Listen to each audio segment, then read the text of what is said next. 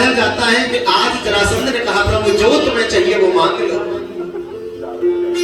भगवान मुस्कुराए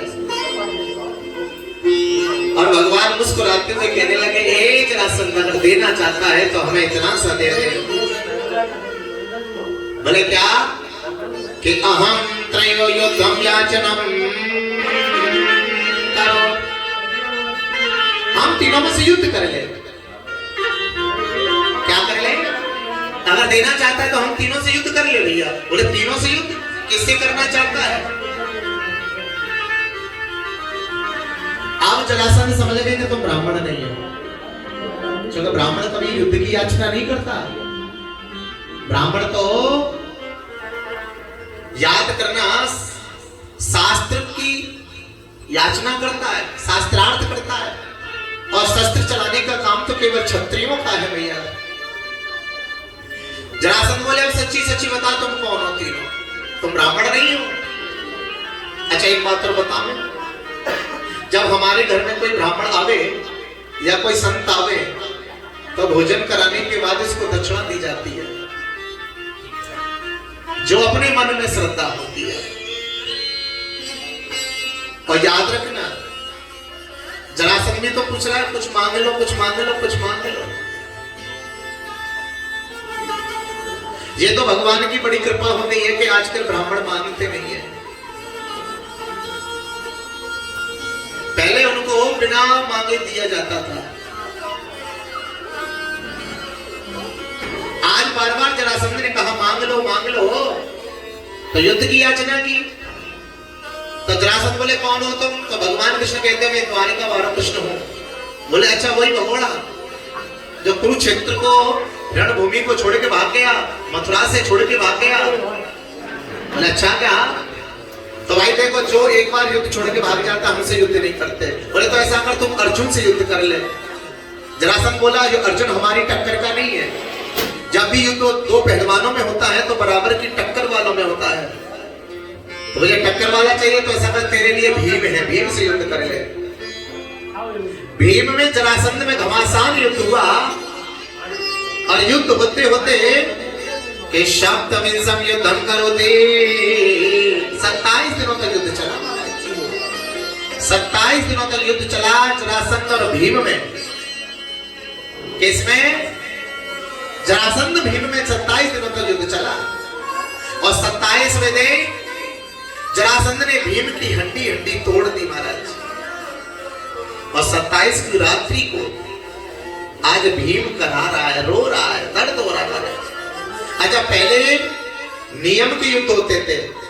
सुबह सूर्य उदय हुआ, युद्ध प्रारंभ, और बीच में जब दोपहर का समय होता 12 बजे तो 2 घड़ी का विश्राम दिया जाता था, फिर युद्ध प्रारंभ होता। और जब सूर्य अस्त हो जाता तो बिल्कुल युद्ध बिल्कुल पूर्ण विश्राम ले जाता।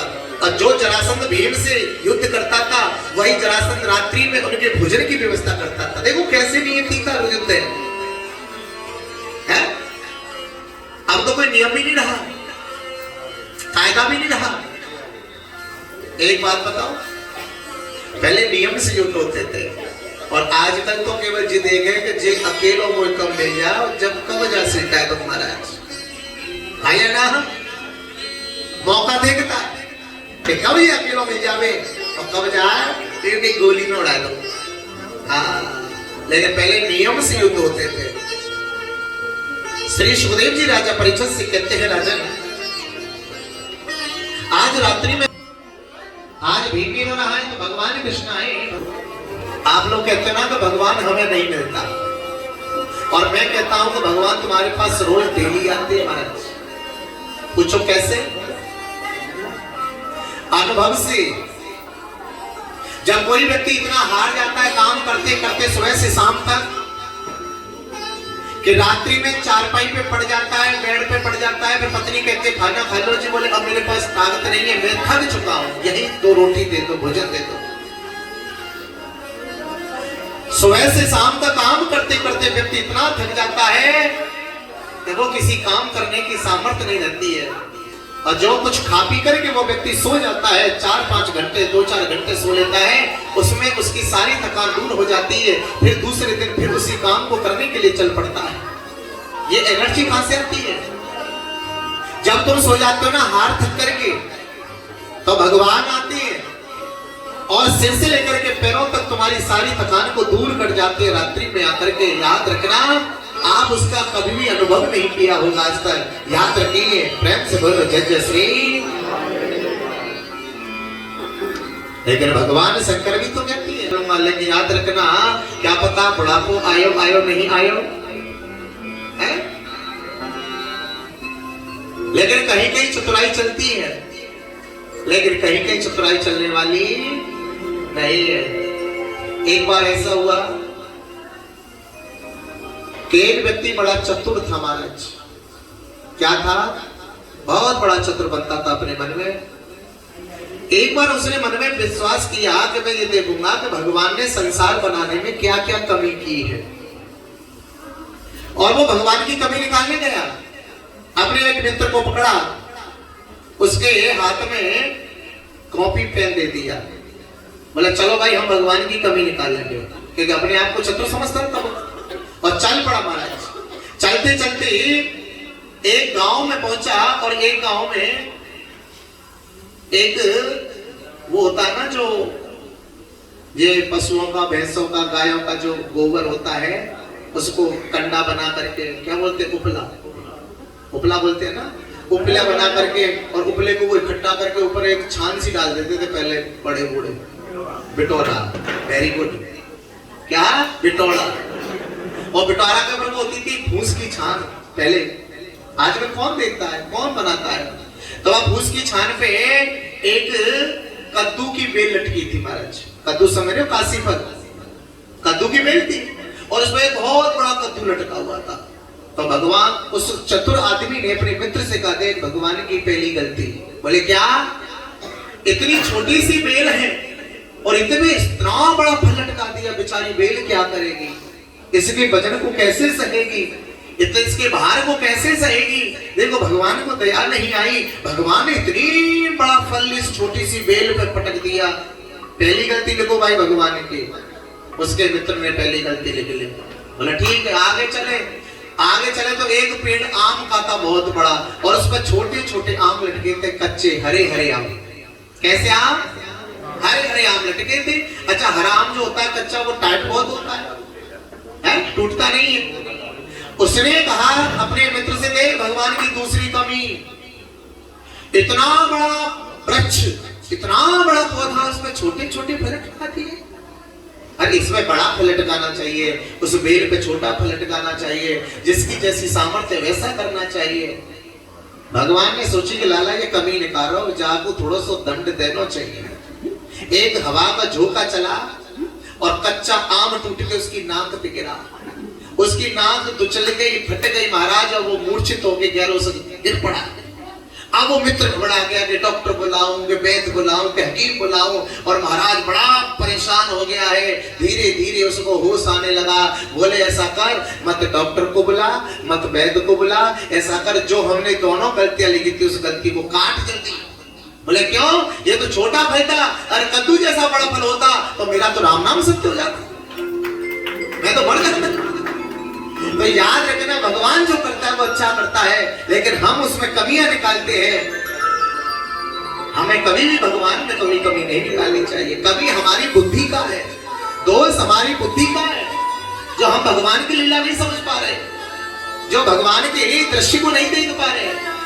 याद रखना, हमें संसार में कमियां दिखती है, लेकिन याद रखना प्यारे, बताया जाता है आठम जथा लाभ संतोषा, सपने नहीं देखे पर दोषा। शास्त्र कहता है आठवीं भक्ति वो है जो दूसरों के संसार की माया में पड़ा हुआ हो महाराज। दोष अपने अंदर देखिए, दूसरों के अंदर मत देखिए। यही शास्त्र का सबसे बड़ा आनंद है प्यारे। भगवान ने जैसे हमें दे दिया रूखा सूखा, उसी से सब्र करिए, संतोष करिए। कि जाए वेद राखे सीताराम सीताराम सीताराम हरे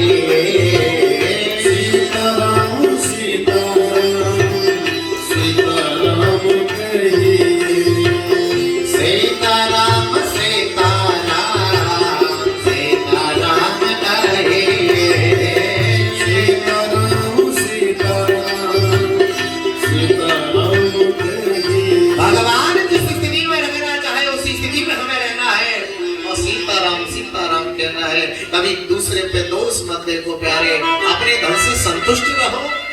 जैसा भगवान ने हमें दिया अच्छा दिया है। अरे उन लोगों को देखो जिनके पास रहने को मकान नहीं, खाने को भोजन नहीं, पहनने को कपड़े नहीं, वस्त्र नहीं, जो फुटपाथ पे पड़े हैं। कभी गोवर्धन की परिक्रमा लगाने गए, कौन कौन के हाथ तोड़ी। न जिनको खाने के लिए है, न रहने के लिए है, न महाराज पहनने के लिए है, जो एक एक दाने के लिए तरसते हैं। याद रखना, अन्य का कभी अपमान नहीं करना चाहिए। तुम लोग भर पेट खाते हो, जो बचता है उसको फेंक देती हो। याद रखना, अन्न की कीमत वही समझता है, अन्नपूर्णा की कीमत वही समझता है जिसको भूख लगती है। साहब याद रखना, हम लोग तो 1000-2000 होटलों में खर्च कर दिए, भोजन पाया, थोड़ा बहुत पा लिया, फेंक दिया महाराज डस्टबिन में। भोजन का कभी अनादर मत करना, कभी निरादर मत करना। अन्नपूर्णा मैया रुष्ट होती है। अरे उतना लो जितना तुम्हें भूख के खा लो महाराज। भूख की कीमत उसी पता चलती है जिसके पास कुछ भी नहीं होता। प्रेम से बोलो जय जय श्री। याद रखना भैया, श्री सुखदेव जी कहते हैं आज जरासंध में और भीम में घमासान युद्ध करवाया भगवान कृष्ण ने। और युद्ध करते करते भीम ने एक बार भगवान कृष्ण की तरफ देखा। भगवान ने एक पत्ता उठाया, बीच में से फाड़ दिया, बाएं हिस्से को दाएं हिस्से की तरफ, दाएं हिस्से को बाएं हिस्से की तरफ फेंक दिया महाराज। लेफ्ट राइट कर दिया।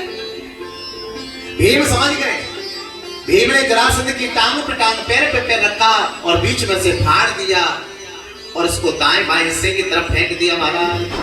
आज भगवान कृष्ण की कृपा से जरासंध का उद्धार हुआ। ये जरासंध कौन है? जरा माने बुढ़ापा, सिंध माने चढ़ाई। जब बुढ़ापा हमारे ऊपर आवे तो सोच लो कि जरासंध आ गया। और ये कई बार आक्रमण करता है महाराज। जैसे जरासंध ने मथुरा पे आक्रमण किया 17 बार, ऐसे ही ये बुढ़ापा कई बार आक्रमण करता है। कभी बाल सफेद हो जाना तो समझ लो जरासंध आ गया है। लेकिन आजकल 2 कंडीशन है। एक तो बच्चों के भी बाल सफेद हो जाते हैं, वो तो बीमारी है।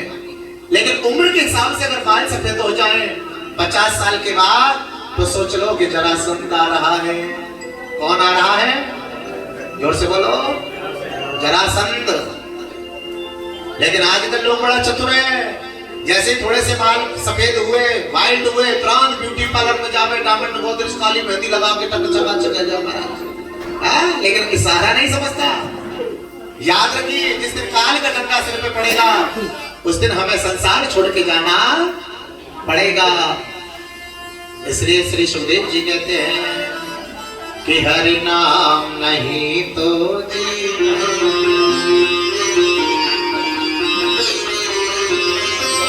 अमृत है हरि नाम जगत में, छोड़ विषय सुटीना क्या। हरि नाम नहीं तो जीना क्या, हरि नाम नहीं तो जीना क्या, हरि नाम नहीं तो जीना क्या। ओ हरि नाम नहीं तो जीना क्या। अमृत है हरि नाम जगत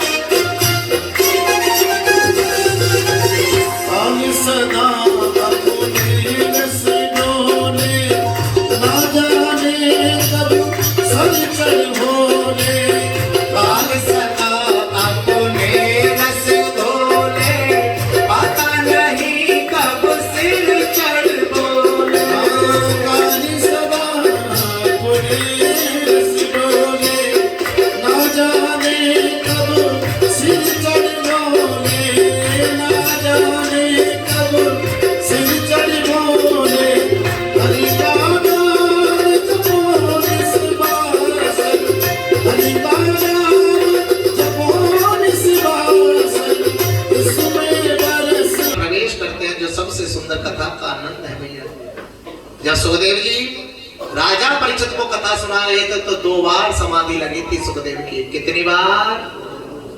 जोर से बोलो। 2 बार समाधि लगी थी सुखदेव जी की। कौन कौन सी जगह? पहले दान सुन ले, पहले लिस्ट सुन ले, बाकी बाद में और भैया आगे बढ़ेंगे। सूचना सुनो पहले। बोलिए श्रीमद् भागवत महापुराण की। बाद में इस यज्ञ की पूर्णाहुति और हवन और इस यज्ञ का भंडारा भी होगा। देखिए एक चीज और बता दें, तुलसी पंछी के प्रिय घटेल सरता वीर, दान किए धर्मा घटे कहे दास कबीर। हम लोग कमाते हैं किसके लिए?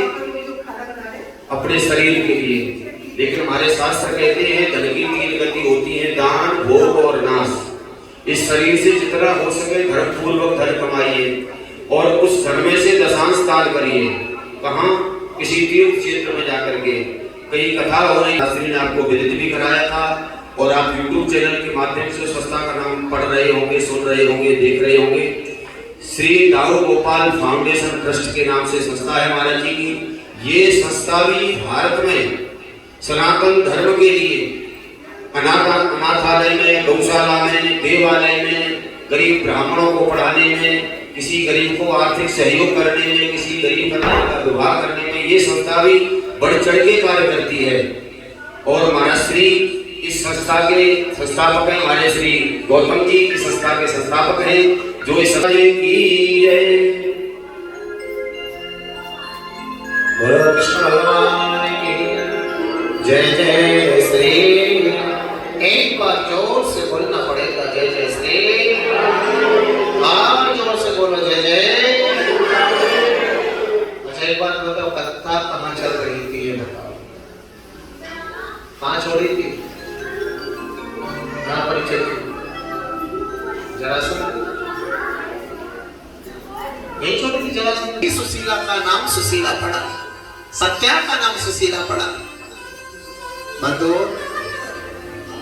सुशीला बार बार बताया जाता है सुदामा जी के जीवन में इतनी गरीबी है कि बस बच्चों पूछो नहीं, फिर भी सुशीला कोई शिकायत नहीं करती है। आजकल पति कमावे नहीं तो पत्नी लड़ने को तैयार हो जाएगी। जब तुम्हें कमाना दमाना नहीं था तो हमारे साथ विवाह करके हमारे जीवन को बर्बाद क्यों कर दिया? लेकिन सुशीला की कभी अपने पति से ऐसे नहीं लड़ती थी महाराज। वो तो एक ही भजन करती थी, भगवान जिस स्थिति में रखना चाहे। चलो सुदामा जी बहुत विद्वान थे, फिर भी गरीबी में जीते थे महाराज। एक बार सुशीला ने अपने पति से कहा, प्रभु तुम्हें पता है कि आजकल तुम्हारे जो मित्र थे बचपन के कृष्ण, जिनका तुम दिन रात भजन करते हो, वो द्वारका के राजा हैं, चले जाओ उनके पास। लेकिन आज सुदामा जी रो पड़े। सुदामा जी कहते हैं देवी, मैं अपने मित्र को शकल नहीं दिखा सकता। तू जिस कृष्ण की बात कर रही है मैं उसके पास नहीं जा सकता, अपना चेहरा नहीं दिखा सकता। सुशीला बोली क्यों? तू नहीं जानती, जब बचपन में गुरुकुल में मैं और कृष्ण एक ही आश्रम में पढ़ते थे, सांदीपन गुरु के आश्रम में, क्षिप्रा नदी के किनारे, मध्य प्रदेश उज्जैन नगरी में। तो एक बार हमारी गुरु माता ने हमें लकड़ी काटने को भेजा और कुछ चने दे दिए कि जाओ भूख लगे तो खा लेना। और सुशीला में और मेरा कृष्ण दोनों ही चल पड़े हैं। जैसे ही गए जंगल में लकड़ी काट रहे थे, मुझे भूख लगी, मैं अपने हिस्से के चनों को खा गया, फिर भी मेरी भूख शांत न भई। तो सुशीला मैं कृष्ण के हिस्से को भी खा गया। तू नहीं जानती सुशीला, ये जो मुझे सुख दुख मिल रहा है ना, दुख हूं मैं, गरीबी हूं, ये सब अपने कर्मों के द्वारा भोग रहा हूं। क्यों? कि गुरु से कपट में के होए निर्धन के होए तोड़ी। हे सुशीला, जो गुरु से कपट करता है, मित्र से चोरी करता है, या तो निर्धन होता है या कोड़ी बनता है महाराज। ना कोई किसी को सुख देता है सुशीला, ना कोई किसी को दुख देता है, अपने कर्मों के द्वारा भोगना पड़ता है। कि सुखस्य दुखस्य न क्वपि दाता और निज कृत्य कर्म भोग सुन भ्राता। न कोई किसी को दुख देता है, न कोई किसी को सुख देता है, अपने अपने कर्मों के द्वारा सुख दुख भोगना पड़ता है। आज सुशीला कहती है वो तुम्हारे बचपन के मित्र है, यार है, मैं तुम्हें कुछ मांगने नहीं भेज रही। अरे कम से कम कभी कभी मित्र से मिलकर के तो आओ। और बार बार सुशीला कह रही है जाओ द्वारिका, जाओ द्वारिका, जाओ द्वारिका। देख लो घर में कुछ भी नहीं, फिर भी सुशीला अपने पति को भेज रही है द्वारिका चले जाओ। कभी तुमने अपने पतियों से कहा कि तुम अकेले वृंदावन चले जाओ?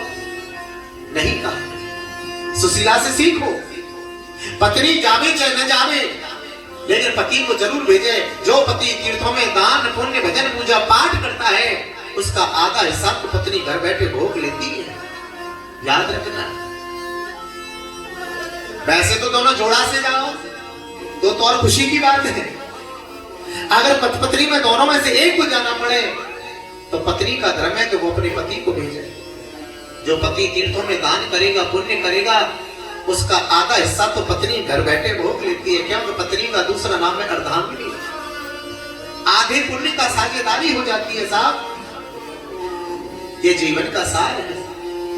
आज सुशीला भेज रही है जाओ द्वारिका, जाओ द्वारिका।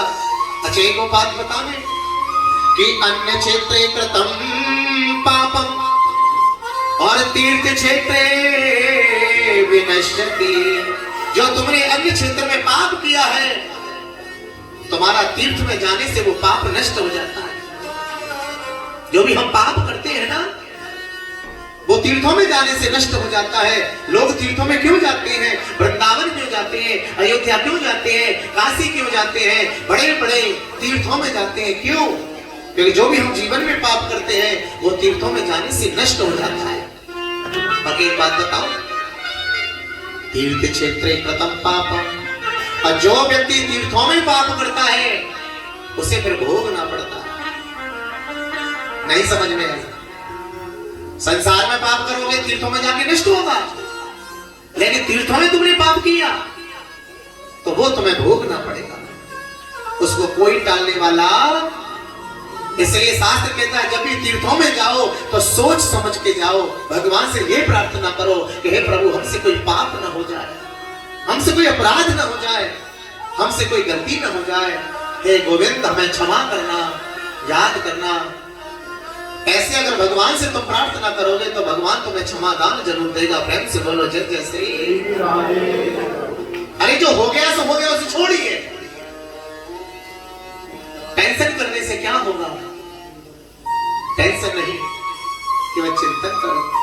चिंता नहीं, चिंतन करो। यही जीवन का सार है। आज सुशीला भेजे जाओ द्वारिका, जाओ द्वारिका, जाओ द्वारिका। हरि मेरे स्वामी कृष्ण हरे के प्यारी, पीर चले तो जाओ द्वारिका। मेरे स्वामी कृष्ण हरे के प्यारी, जब मैं सारा करूं जब जाऊंगी बोला, जब सारा करूं हरे स्वामी कृष्ण हरे के प्यारी, पीर चले तो जाओ द्वारिका।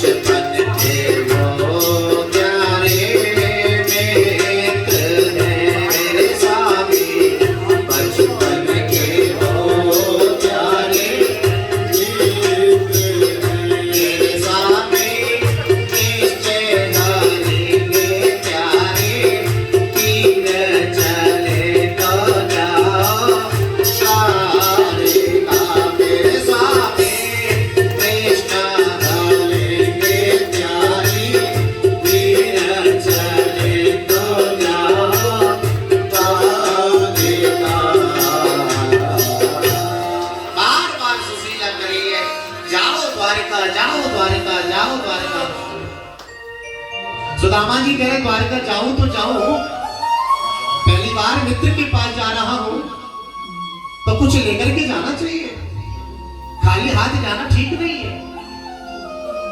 तो सुशीला बोली तुम तैयारी करो जाने की, मैं भी कुछ मांग करके लाती हूँ। पड़ोस में गई और 4 मुष्टि तांबुलान, 4 मुट्ठी चावल लेकर के आई और एक फटे पुराने कपड़े में बांध दिया। और सुदामा जी बगल में पोटली लगा करके, हाथ में डंडा लेकर के, कई दिनों के भूखे प्यासे आज सुदामा जी अपने मित्र से मिलने जा रहे हैं। साहब याद रखना, और जैसे मित्र से मिलने जा रहे, अच्छा एक बात तो सुनो, गुरु के पास जाओ तो खाली हाथ मत जाना, कुछ लेकर के जाओ। संतों से मिलने जाओ तो खाली हाथ नहीं, कुछ लेकर के जाना चाहिए। और मित्र के घर जाओ तो कुछ लेकर के जाना चाहिए। याद रखना, इस जगह पे खाली हाथ कभी जाना नहीं चाहिए। आज सुदामा जी जा रहे हैं पोटली को बांध करके अपने मित्र से मिलने के लिए, लेकिन कृष्ण कहते हैं सुदामा के भरोसे जा रहे हैं। और कैसे जा रहे हैं? क्या सजा मिली है मुझको,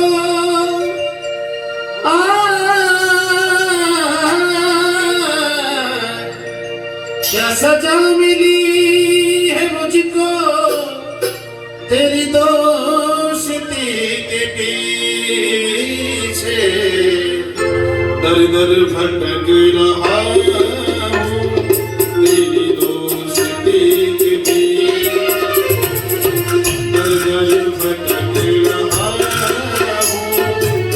तेरी दोस्ती के पीछे। सुदामा जी चल पड़े भगवान से मिलने। मुझको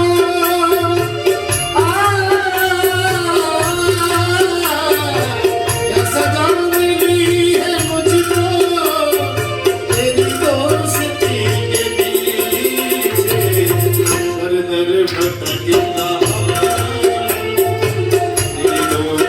दोस्ती के पीछे,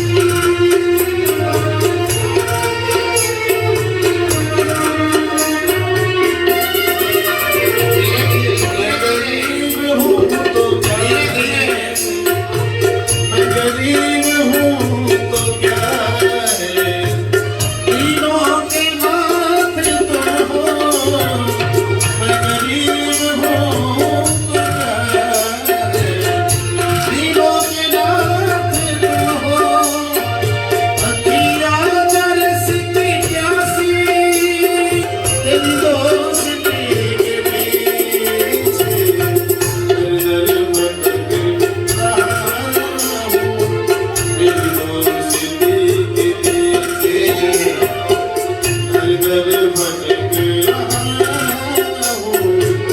तेरी दोस्ती के पीछे। आज सुदामा जी जा रहे हैं अपने मित्र से मिलने के लिए।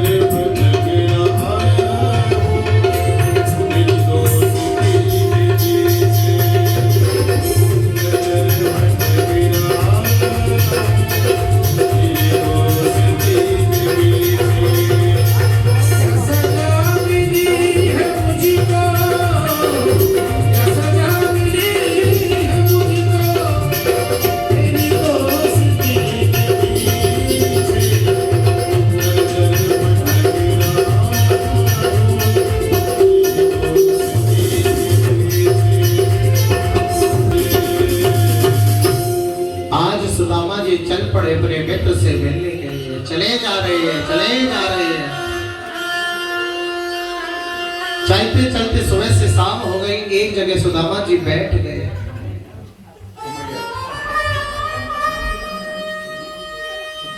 एक पेड़ के नीचे, वृक्ष के नीचे बैठे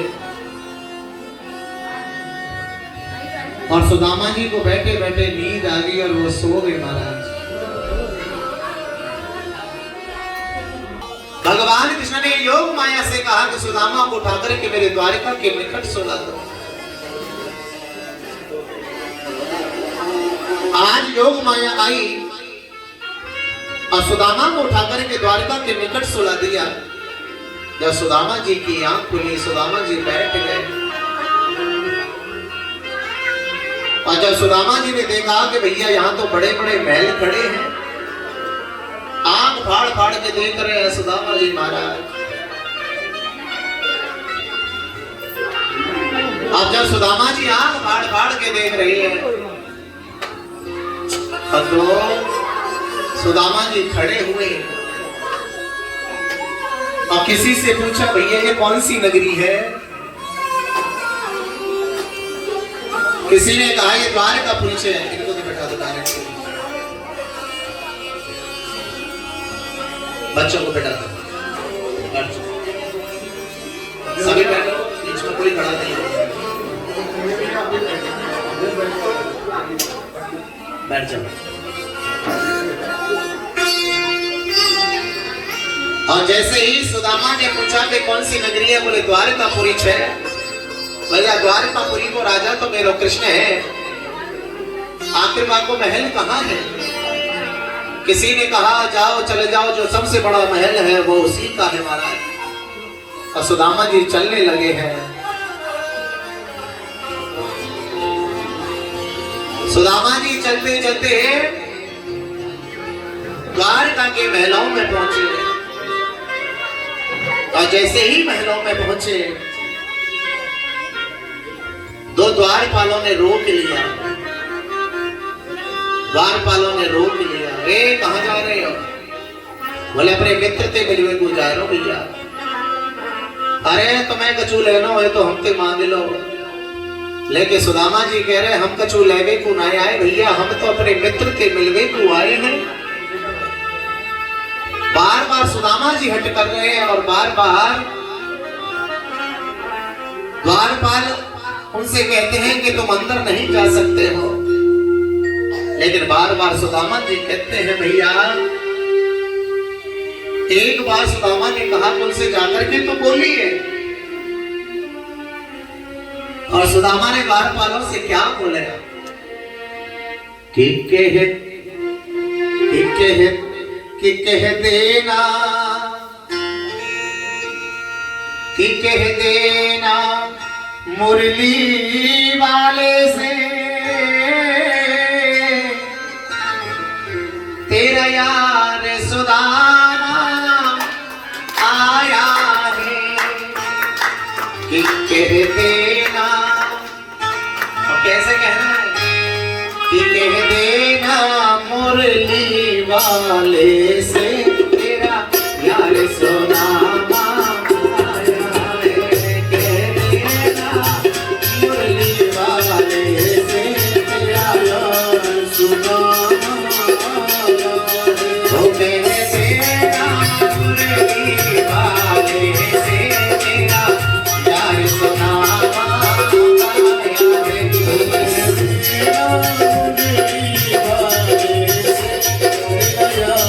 है।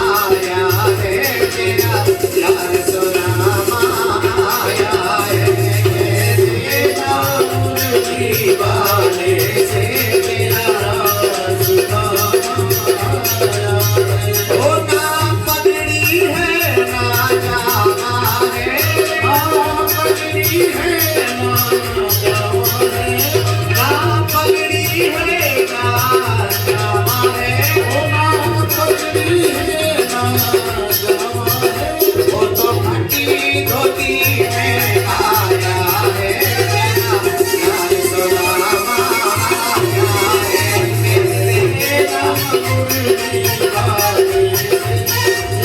दीवाने से तेरा और जैसे ही एक द्वारपाल ने जाकर के कृष्ण से कहा कि प्रभु जी तुमसे मिलने के लिए तुम्हारा यार आया है, तो भगवान कृष्ण ने पूछा उसको वहीं से कुछ लेके करके विदा करो। बोले प्रभु वो कुछ ले नहीं रहा, तुमसे मिलना चाहता है। भगवान बोले उसका कोई नाम है, और जैसे ही कहा कि प्रभु जी उसका नाम सुदामा है, और सुदामा नाम सुनते ही सुनते ही दौड़े चले आए मोहन चलाया सुदामा को। ओ सुनते ही दौड़े चले आए मोहन सुदामा को मोहन सुदामा को मोहन घबराओ प्यारे जरा तुम सुदामा घबराओ प्यारे जरा तुम सुदामा उसी का सवाल तेरे उसी का सवाल तेरे गरीब आ गया सवाल तेरे गरीब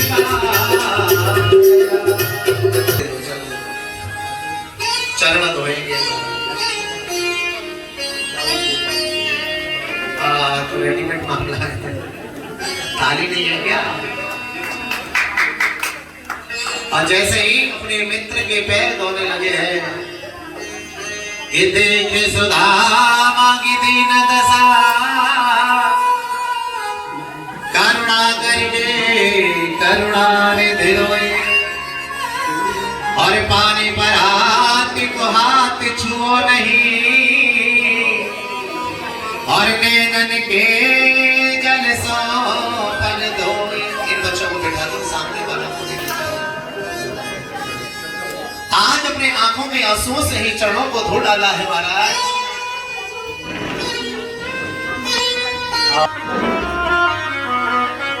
और जैसे ही तिलक किया, पूजन किया है, बहुत लंबी लाइन लगी है भैया।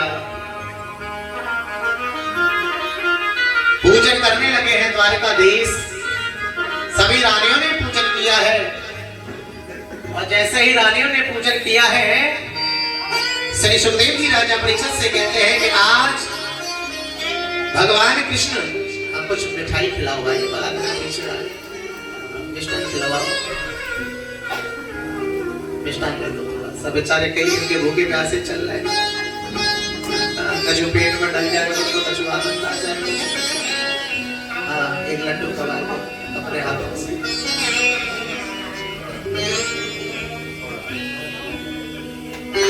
पूरा खिलाओ, पूरा खिलाओ। आज भगवान कन्हैया सुदामा की बगल में बैठ गए भैया, और जैसे ही सुदामा की बगल में बैठे हैं, बंधु आज बड़ा आनंद हुआ। आज भगवान कृष्ण सुदामा से पूछ रहे हैं, अरे लाला खिला दो कई दिन से भूखे बेचारे।